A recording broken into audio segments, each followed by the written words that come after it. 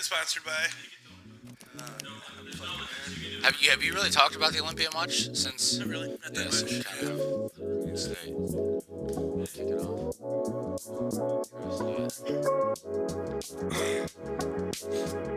Alright, what's going on, bro? Take two. All right, what's going on, man. everybody? Welcome back to the Raw U podcast. Scott, what episode is this? 14.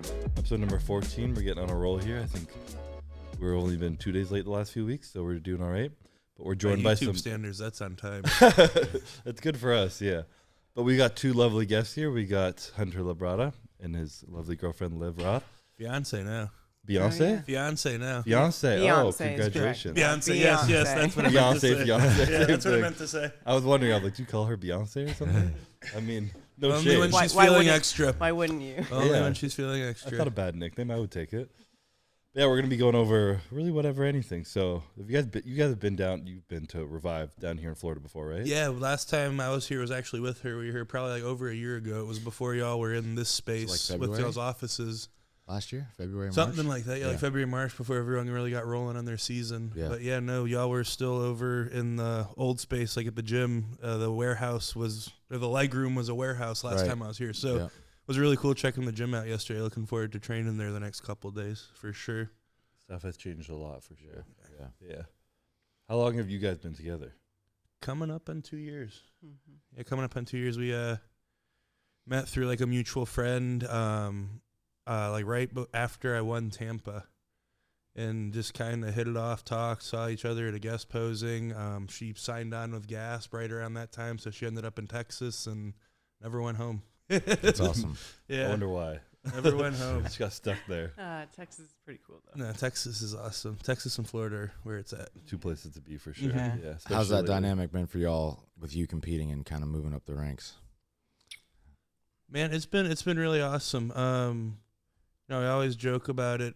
We don't hang around with people that treat me like Hunter Labrada, and she makes sure of that. And it's something I really appreciate because I've come to surround myself, like with her, and then like a group of people that know what I'm trying to do, respect what I'm trying to do, and appreciate it, but very much so treat me like a normal person, and Yeah. it's like become my family. So it's been a really cool dynamic that her and I have been able to kind of create in Houston together because we've had several friends move to Houston, created a cool little crew that we train with every day. So it's been a really cool environment. And, the more that we develop it and the more that people, come, because we've had several people come and like really thrive in it, it's just been cool to see that, starting to take place. I know y'all are big on culture here Yeah, too. So yeah.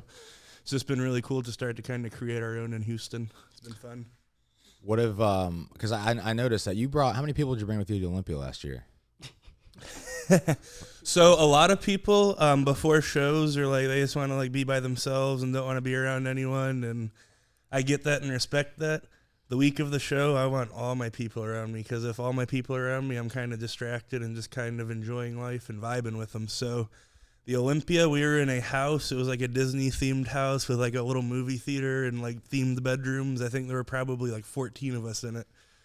But it was like me, Liv, Ben Chow, Donise, his wife, buddy Travis, Haley, two therapists, Maddie Forberg, Luke Lewis. So, a bunch of Jeff people. was there, right? Jeff? Yeah, Jeff was there. Jeff's He from actually this area, needled me a couple days before. Jeff's a great dude. My buddy Ryan Brown, Yep. also a therapist that works on me regularly. So And he's in the gym with you, too. yeah, I right? train with him Yeah. every single day. Him and Jordan right now. So it's been really cool having both of them. Jordan's been, someone to chase for me strength-wise. He's a workhorse. And then it's been cool having Ryan there because he knows all the issues that I have going on with my body. And then he's got a really good eye, for biomechanics and stuff. So he'll be training and he'll be cueing me. So it's been a cool little dynamic we've gotten going for sure.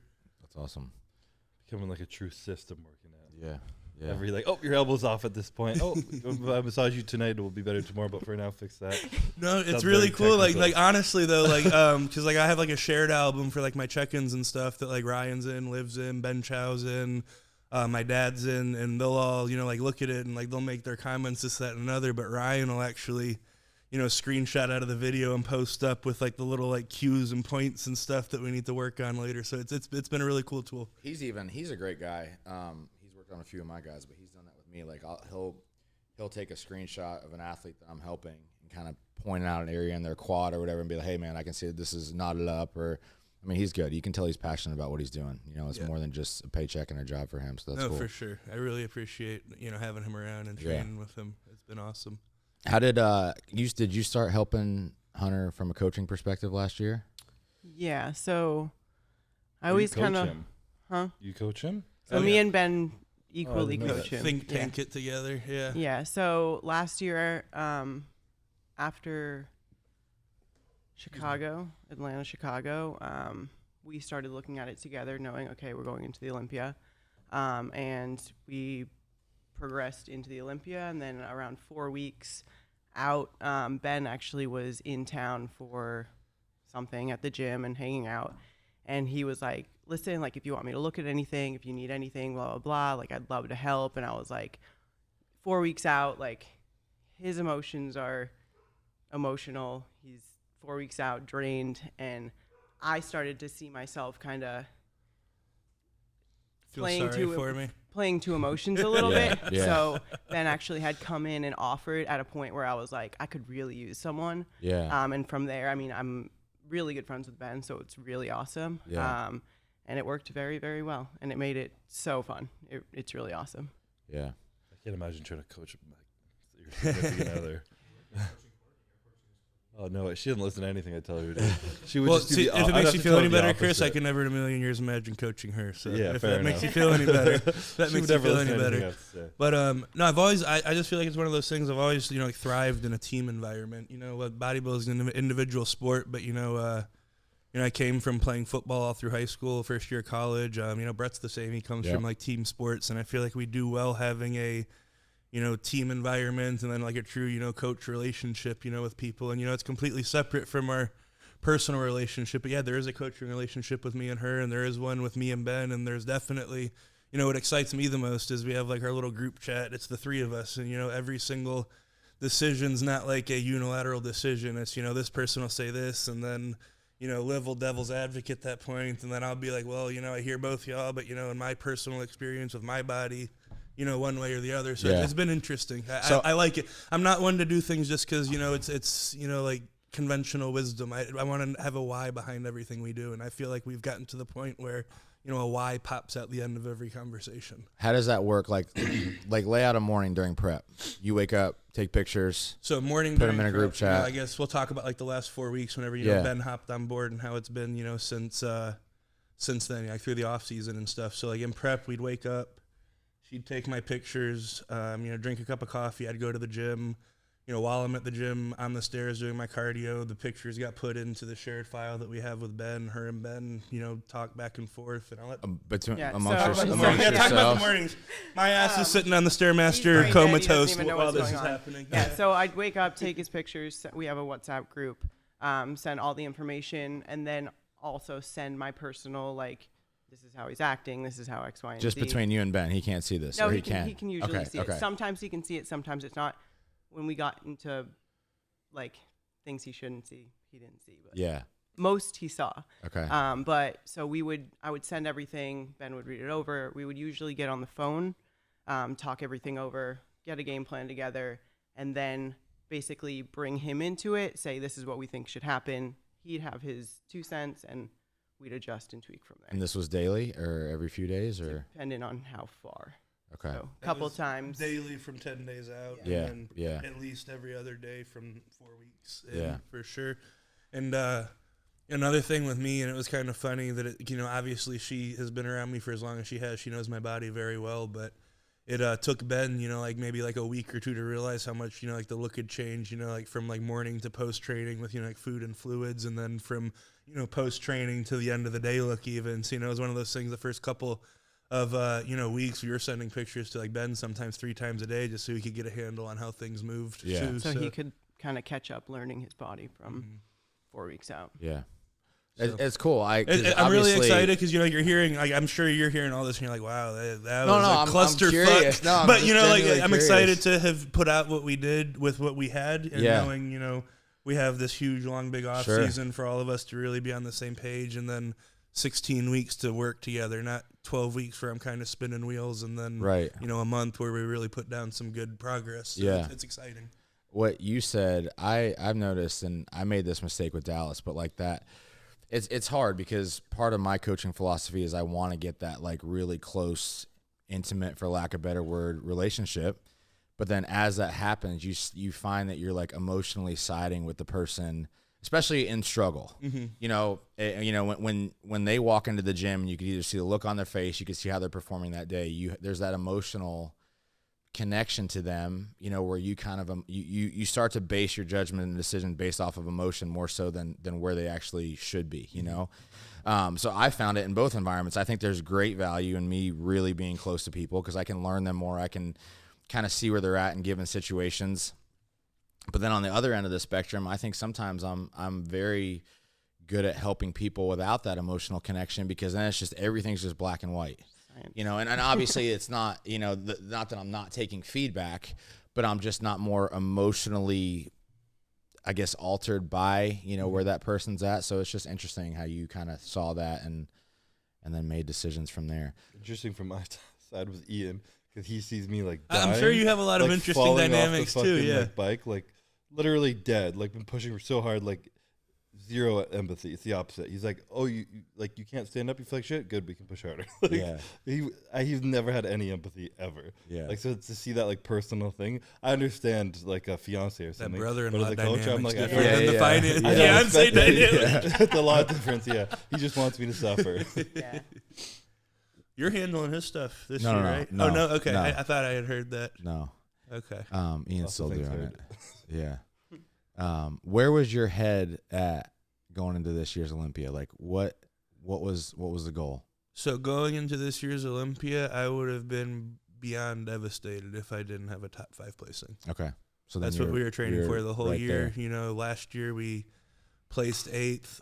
You know, I'm not going to lie, I was really upset that Ian beat me. He deserved to beat me, but I Yeah. was very upset about it. Yeah. So, you know, that was always the jump that I wanted to make was, you know, like from 8th into the top 5. Yeah. So, you know, that's what we did. So it was,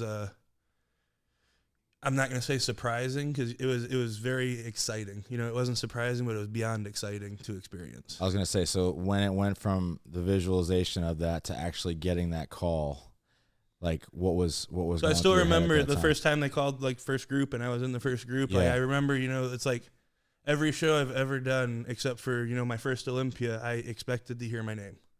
You know, I was just waiting to hear my name for the first call out. Right. Every amateur show, every pro show besides my first Olympia. And, you know, it happened. I heard my name, but it wasn't like that instant, like, okay, that was supposed to happen. Take your step, start walking. It was like it happened, and I was like, Just like hit you. shit. Yeah. And then, you Here know, we are. Yeah. and then I took my step and, you know, walked out there. So it was very cool. Yeah. It was very cool. That is cool. And it felt like, did it feel different this year now that now it's not like, I'm hoping, you expected to get fit, but it was still a hope. Yeah. You hadn't been there. It was working for it, dreaming of it. Now you've been there. So now it's an expectation, and anything worse is like, Oh, for sure. it's a much Yeah. bigger pain to your ego. So did it feel different at all yet, or are you too far out to feel that? No, it definitely feels different. Like a You little know, higher it definitely pressure, or- feels. I'm not gonna. You know, pressure is a privilege, right? But I feel pressure in a good way. I'm putting that pressure on myself just because I know what I can do with the time that I have. I haven't had this amount of time ever since I've been a pro to really put my head down and improve.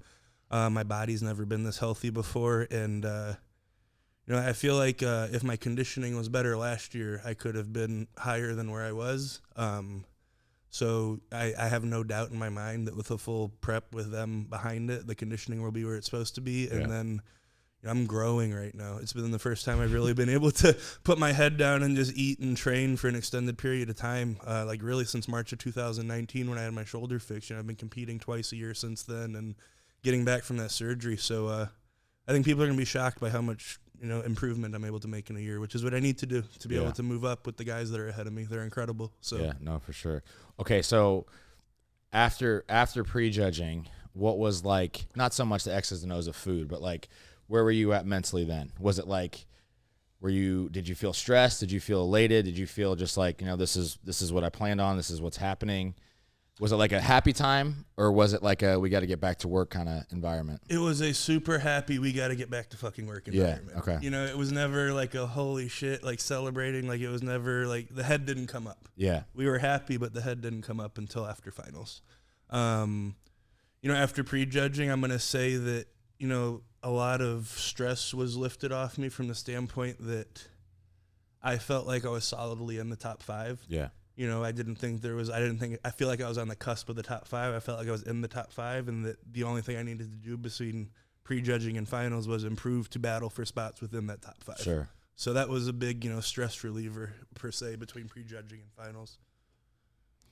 And then my other question, because I know that I deal with this, like after the show, did you feel that you mentally needed a break, or are you not one of those people? I know we talked about, you took a physical break, but like, was it like pure mental exhaustion afterwards, or were you just ready to kind of get back at it and improve from there? So, everyone at this table, I don't know about you, Scott, I'm assuming, maybe, but everyone at this table just loves to train. So, immediately after the Olympia, we were back in the gym. I was training because that's what I like to do. I like having a routine, but I definitely needed a mental break from, putting everything out there in front of everybody, being like completely married to eating every 2.5 hours. I needed a break from that for a while, and I had a break from that. I had earned it. I was in a spot where the best thing that I could do for my body was to give it rest from, force feeding it 6 times a day and training it into the ground. And, I had earned a break. And, mentally I was able to kind of get myself on board with that. It took me a couple weeks, and, post-show is always interesting with how up and down everything is. But, once I was able to kind of get myself normalized, I was able to settle into it. Okay, you earned a couple weeks, like let's get everything right and relax kind of phase. That's just like, even from just a coaching dynamic, I find that I do so well in that environment of kind of removing myself from all things bodybuilding. And obviously for me it's not so much the diet anymore, but like, even Sunday after the Olympia, just going out and having non-bodybuilding related conversations, like that to me just like kind of just gives me so much mental of a break, after, especially in that environment of just like go. That's something I know that you're the same way. I'm the ultimate version. Yeah. I didn't work out for like 3 months. Yeah. Just Good for disappeared. you. Yeah. We had so much time between Olympias that it was like 3 months, and then we still have a year. So I was like, fuck it, take the time off. Yeah. How did you find it as like his partner, fiance now? Did you feel like you needed a break from it all too? Like, were you like, you were just there for him, everything focused on him, and you're like, okay, now I need to. I don't think she slept for like a week of the Olympia. Way longer than that. You did So sleep? I competed in July. He competed 4 weeks later. Yeah. And after my show, like I didn't have a time of take a week off, do this, that. It was, he's close. He's what? 3 weeks out. 3 weeks out. from We got to Chicago. qualify, blah, blah, blah. And then he qualified, wins. And then it's just, we're still in it. So I pretty much like full sent, support him, do anything you need to help him, Olympia, whatever, through the Olympia for like 6 months. Pressure cooker all over road and stuff. Yeah, and then after the Olympia, I mean, we were both just like mentally, we just needed a break. It was a long year out of bodybuilding, long year. But after the Olympia, we were both just like, we were ready to explode. It was, especially with, after a show. And you went to Mexico shortly thereafter. Yeah, we went to Mexico. And, dude,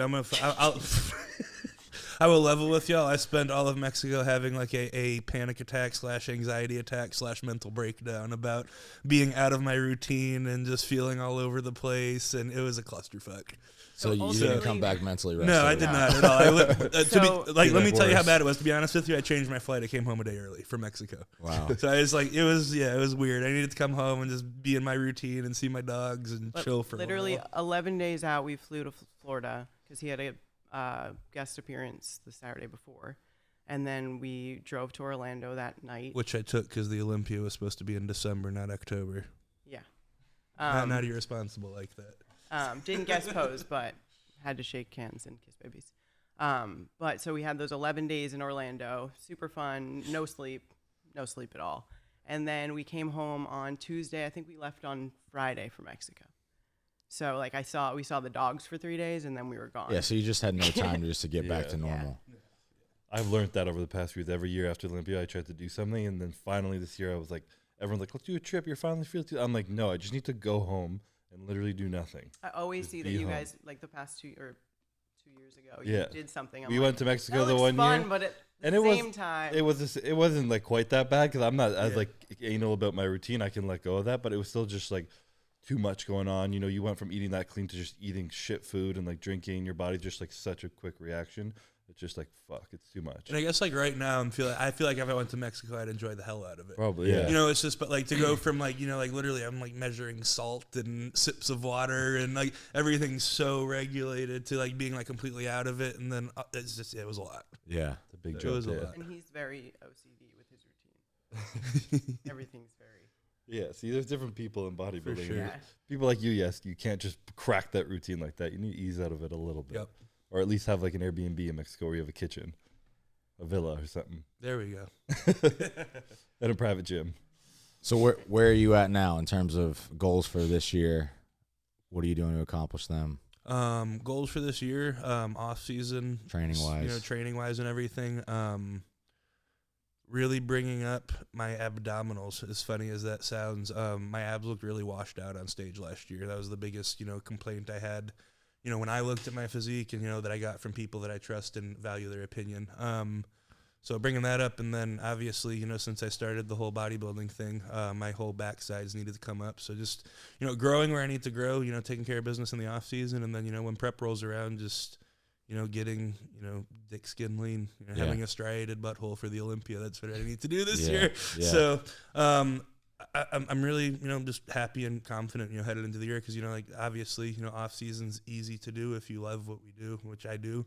You know, just eating and training, and then, you know, headed into the Olympia. I feel like having all that time is just, it's going to be, you know, not easy, but easy. Yeah, you guys have an advantageous year for sure. You got another 3 months, you know, 2-3 months to really just put in work. Except next year's probably going to be. It's going to be shortened. minus- Yeah, so it's yeah. it's like a benefit this year. It was actually not a benefit last year, a benefit this year. What's y'all's Probably not. opinion on that? Do y'all like the December Olympia or the October Olympia? Well, from a dad perspective, I don't like the December Olympia. Yeah, from the family perspective, for Yeah. sure. That's my only complaint about December, too. I like that it's like the end of the season Yeah. and there's nothing like after, but it's, yeah, it sucks dieting through the holidays. And Yeah, being I mean, it's gone just through like Christmas. being gone the week before. I mean, there's so many just traditions and things you could take part of. It's tough. But I do like, because I used to not, I guess, from that mental rest. So we would have the Olympia in September, and then you'd go right back into qualifiers for the next year. You know, so it was no rest, really. You know, so I do like it in the sense that it, like, you know, finishes out the year, and then you're done. But then I also don't think it's fair for you guys if you guys go back from a December back to a September, October next year. Yeah, lose 'Cause the then 3 months. Yeah, you're losing it, you know.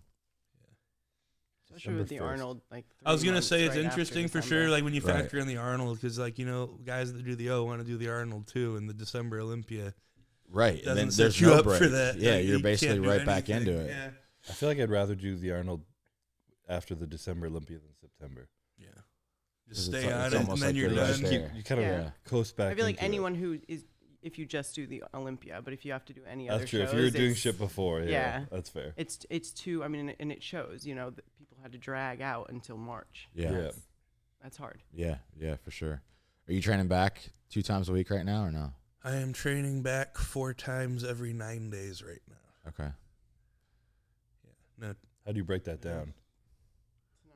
no, it's a push, pull, arms off, push, pull, arms, legs off. Yeah, 9-day training cycle. Yeah, so twice every 9 days actually. Okay. But yeah, I guess he just asked. So it's like Low push, low volume, yeah, right? super low volume. Yeah. But it's push, pull, arms off, and then push, pull, arms, legs off. The leg day, or I guess like the first 3-day cycle where there's no quad leg day attached to it. On the back day, I'm pulling and training hamstrings with it too. Okay. But you know, quads were and still are a strong point, and you know, the sets that we have to really push quads, I feel like drain so much energy. Like on the weekly total that we wanted to only do them once every 9 days, Yeah. and really put the focus on growing where I need to grow, and it's definitely been working. Yeah. You know that, and then just this last year, I really feel like you know, back training is really hard. You know, to really do it right and really engage where you want to. And I feel like I was training back wrong for the longest time. I feel like we really have, you know, found a sweet spot for everything, really engaging what I need to engage in the last year. I feel like the physique, you know, showed it last year from Chicago to Olympia, and then, you know, this year I think it's going to be really cool to see the difference. No, I mean, in like the I said back over for there, sure. I was very impressed with your guest posing the other day. I mean, I was waiting for you to turn around, and I was impressed. I mean, you definitely made improvements Thank so you. far. So, Yeah, no, we're stoked about it. Is this for the sure. first time your frequency's been that high?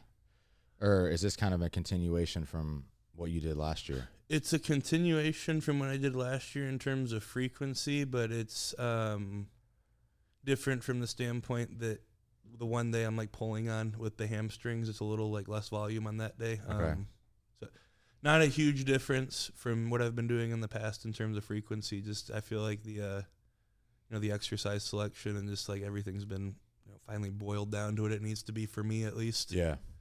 I get a lot of, because you guys are like the pinnacle of what's looked at, but with a lot of amateur guys, and for those of you guys watching, my opinion on frequency, I don't think that frequency needs to be put in place until you have a physique that needs, so basically I say exactly what you are. I think once you're a top 5 guy in the world, then you need to consider more frequency, because I think a lot of people are putting frequency before their actual form, before execution, before effort. They're not learning proper execution, they're not learning proper effort, and they're just putting frequency in thinking that it's going to make all the difference, when in reality I think you can really milk a lot out of just getting execution and effort down first, and then once you're there, and then once the physique is in place, and like you're trying to be the absolute best, and at that point looking and assessing your physique the way you did, obviously I think what you did with your quads is really smart, because that takes so much energy on you, and that's taking away from what you need to bring up. But I think a lot of people, they're putting the frequency part of the equation way too early, and not wrongfully so, And because they're not looking at look what I'm up to doing you. with the proper context. Right. They're looking at what I'm doing just in this moment, completely ignoring the fact that, the first 5 years that I did this, of the 10 years that I've been doing it, I was squatting once every 5 days. Right. The next 5 years I was training quads once a week still. And, so there was a 10-year period where I was training legs at least once a week and really just going to the moon on, several different exercises, So there was a time where I was doing that. I've gotten to the point now where it doesn't make sense to spend the energy doing that because of what the body part looks like. So exactly like what you said, it takes time to get to that point. And, I always joke about it because I feel like I'm pretty, on the, the technical or, thoughtful side when it comes to like training and what I do. And I feel like there's a lot of people that are on that side, people like make fun of and laugh at because they aren't like the biggest guys in the world, or they think they're sciencing the shit out of it or thinking about it too much. And, I don't think that's the case. I think it's the case that they haven't been able to marry, the more brutal side of things with the intelligent side of things. They haven't been able to marry that intensity to that technique and the thought process, And I feel like once you're able to do that, you have people like me and Ian and James Hollingshed and people like that, When you're able to marry the, picture perfect form with the thought process behind the exercise selection, and then you put in that, dark place intensity that we have, that's where you're able to train on that low volume split and really make progress, in my opinion. Yeah, no, and too, like, what you just said about going to that dark place, like low volume doesn't work, in my opinion, unless you know how to truly maximize a set, and that's where, so for those of you guys listening that watch and kind of try to emulate what Hunter does, I think there's a huge component to actually developing a physique that's needed to have more frequency first, and then also within that, making sure that you know how to truly take a set to failure, because if you're following a low volume routine but you don't have the base built up and you don't have the effort built up, like it's not gonna be enough stimulus. That's a huge part of actually that. because this is him trying to be as fat as possible. He just can't put on weight. So we have a lot of sets at 1. So our volume is extremely low. So just one true working set. A lot of them. 10 days ago was the first time we put in back off sets on anything. Okay. And And it was that's we smart. put them back in on the isolation exercises, not on the compounds. Right. Like we cannot take energy expenditure further down. He doesn't walk. He doesn't. I mean, So no you're no averaging at like cardio. 5 I'm maybe. legit sedentary, as bad as that This sounds. seal. Like, I'm Do you have Apple I'm a Watch? couch seal. How Yeah. are and your we are steps trying. Like he is. 20. Yeah. So we were gonna just kind of full send it, and I was like, you know what? He's not doing cardio. He's eating. He's gonna throw up every single meal if we push it harder. So we're just gonna keep it Pull the very volume down. low. Yeah. Yeah. And that's not gonna work unless you have perfect execution. Right. On every single set. Right. And I really feel like we're talking about like how everything's practiced. Intensity is a practiced skill. Of course. Being able to take your sets to that place is a practiced skill. Yeah. Being able to deal with the pain of it, being able to, get yourself to that place where like. Because I don't know, like I'll say it right now, like anytime like I hurt something, like it takes me a while to get back to the point where I'm really able to, Oh, yeah. really able Yeah. to go on it. So, Yeah. it's like a mental component to it for sure. It's a practice skill that, ebbs and flows even as you're experienced. Yeah. Yeah. I mean, strength in and of itself is so relative, like I think as you get more advanced, your ability to take a set farther, and then actually the recovery aspect of that is so much greater, like it takes longer. You under 6 plates under a squat versus somebody that's 19, 20 years old under 3, even though you're reaching the same failure set point, that's doing so much more damage to you because you're so much more in tune with that set. Like it takes time. It takes maturation to get there. So, yeah, I fully agree with that. Are you doing back twice a week still? Right now, no. Oh, okay. I'm just, I took so much time off. When you say like it's a perishable skill intensity, when I took that much time off, I came back and I was like, wow. Do I even like working out anymore? Like, what the fuck? This sucks. Like, I think I've done bodybuilding. I'm like, it's over. I saw like the videos of you when you got back to the squat. Right? Yeah. I'm like, I got to squat this for they just kept on piling a plate on each literally, week. yeah. But like, why am I doing I couldn't this? do the intensity. My heart would also be pounding my chest. I was like, couldn't breathe. Like, I just couldn't mentally even take myself there. And I'm starting to get back there now, but it's a very perishable skill. Like, I've trained with Ian my whole life. So like, that's the norm. And then when I wasn't training like that, it just felt like wrong. So that's been what I've been building back up. And all last year I did back twice a week. But right now I'm just doing everything once a week at them. Because everything was so much smaller. I'm just getting back to my base point and then focusing on little things like that. But you guys can see, even with 2 of these guys, both the best in the world, like they're establishing a set point, and then they're not going to supersede that set point until they maximize it, So again, going back to the volume Minimum equation. effective Yeah, dose in all exactly. things. Exactly. Like you don't always have to be doing more. Like get the most out of the least that you possibly can.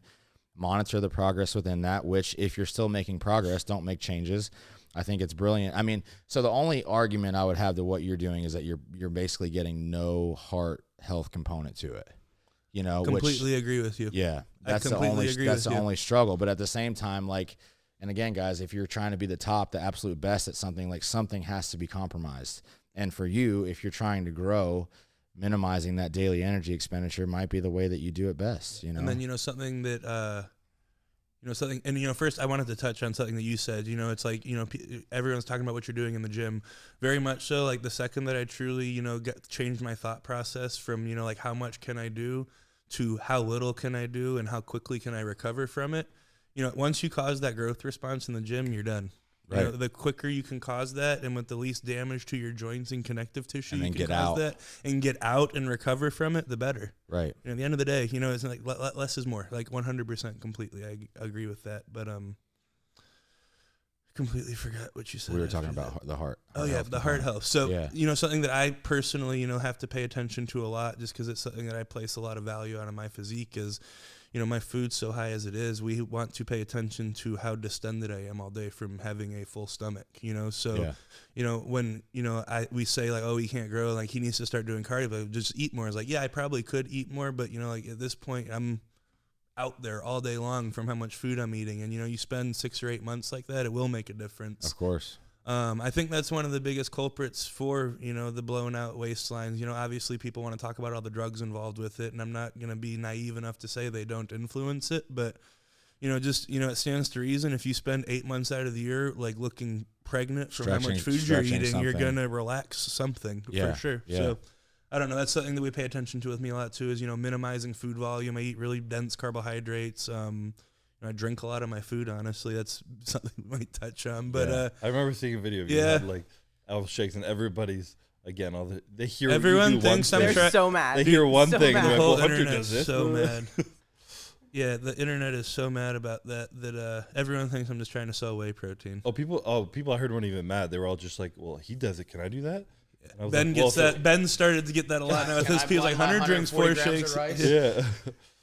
Same thing like when you say, well, I train back 4 times a week. They're like, well, then I just have to do that. It'll make my back better. But like, Context. who knows right? what they're doing within any of that? Yeah. Are you doing all shakes now? Right now I am drinking 4 meals out of 6. Yeah. So You blend food or is it? last that guy? off season it got to the point where we everything's were chicken blending broth. chicken. Yeah, no, that Brett was doing it too. He Chicken broth? steak Yeah. shaking. Ugh. Basically But, everything's soup, right? Yeah, Do you drink it warm or cold? warmish. Warm-ish. No, do you- lukewarm. Do you Lukewarm put stink put water. condiments in That's it what he too? does. No, Disgusting. so if I do like chicken or beef, I'll like just blend it with water and just take it to the head. Okay, because I've seen like I saw Flex way back when doing he was putting barbecue sauce like actually in his blended. That's gnarly. Oh, Yeah. That's Calories. gnarly. That is calories. Yeah. It sounds Why like can't you acid do that? reflux Yeah. to me. Brad, I thought you could never eat. Flex drinks a lot of his food too. We talk Yes. about that Yeah. a lot. He drinks a lot of shakes. Yeah. But yeah, I don't know. It kind of like ties into like do what works for you, but like there's so much conventional bro wisdom about exercises that you have to do if you want a big back. Well, I stopped doing all those conventional bro exercises and my back grew like significantly more than it did. And like people are always like, well, whole food is so much better than whey protein. And I do agree that whole food is better than whey protein, but you got to look at it through the lens of where I'm at, and Right. like how my digestion is, and how my appetite is, and it works for me. I've been doing it for a long time. My digestion works well, so Yeah, that's the key. Context, As long as you're you know? digesting it, I think I've also there's- thought when people say that it's so different for bodybuilders because they're like, well, you're not getting the nutrients from the whole food. And it's like, well, if you have one meal that's 3 times the size of the average person's food, you're getting as much nutrients are there from the whole 3 day. meals. Yeah. And then the rest is just the extra macros that your body needs just to grow. It's not the nutrients your system needs. Mhm. So you're still getting everything you need. It's just Yeah. in a different way. Yeah. Like if you were a 120-pound person having 1 protein shake a day, you'd probably be yeah, unhealthy. for sure. But you're eating a lot of other shit. On the one of the things too that I like having Hunter come in and talking about is like the business side with Labrada.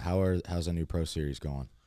Pro Series is going good. That's still in its infancy in terms of launch. It launched under a year ago, and it launched, right, as COVID was happening, and then, in more recent times, with all of the shortages on, both raw ingredients and containers and labels. Yeah. So it's been interesting navigating like the world climate with everything, but everything's in stock. We have supply chain figured out for the going forward future.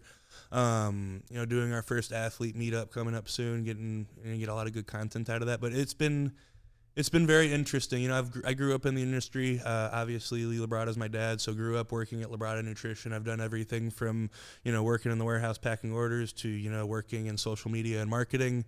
But it's been interesting to develop the products and really see it like from start to finish, because I know a lot of people say this is their whole marketing spiel, but I truly was involved in the 3 products that we have, like in depth. Which very you guys much you have so. a pump. Yeah, we have a non-stim pre-workout Right. called Pump. We have an intra called Intra, and then we have a hydrolyzed whey isolate that we Okay. call Hydro. So 3 products. Hopefully going to expand to an essential amino acid product next. But those were the 3 that we came up with. And, my whole thing when we did them was I wanted to, make a Lamborghini for Mercedes price, if that makes sense. Yeah.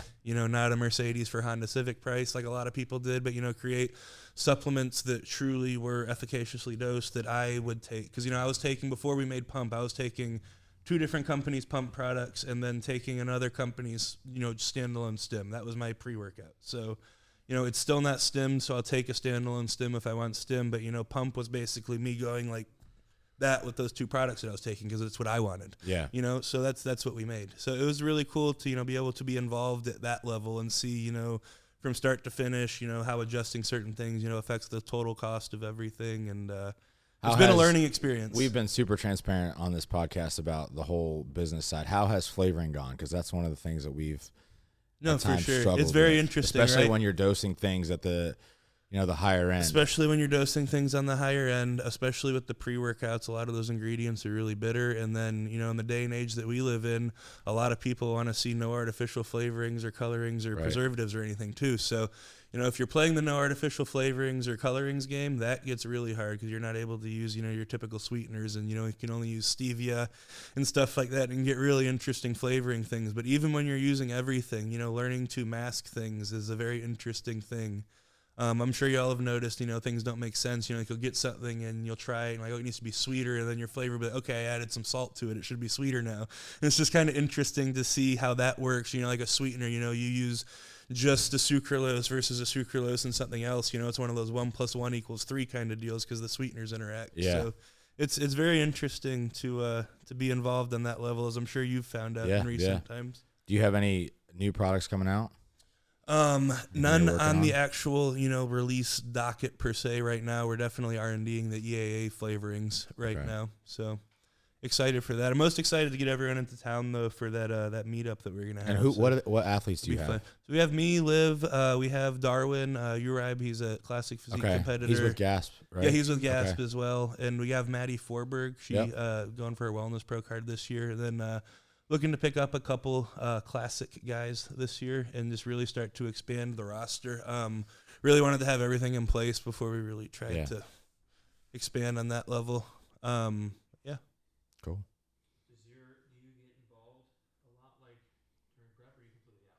So you focus on one thing? She's a lot more involved with a lot of the day-to-day, athlete and business stuff in the pro series than I am. I was, like I said, pretty heavily involved in the formulations, and we'll have like marketing meetings once a week and stuff. But she's really helped out a lot, like with the actual personal interactions with the athletes, and making everything run a little smoother than it has been. So it's been cool. In prep, he's checked out. Disappear.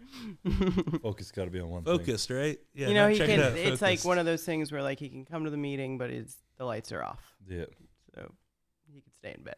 The I'll show lights up. are off. I'll show up. Nothing going on. And you guys are getting married in September, right? September 4th. You guys got no honeymoon after? Honeymoon after the O. Okay, that's Yeah. it. That's what I thought. Yeah, maybe.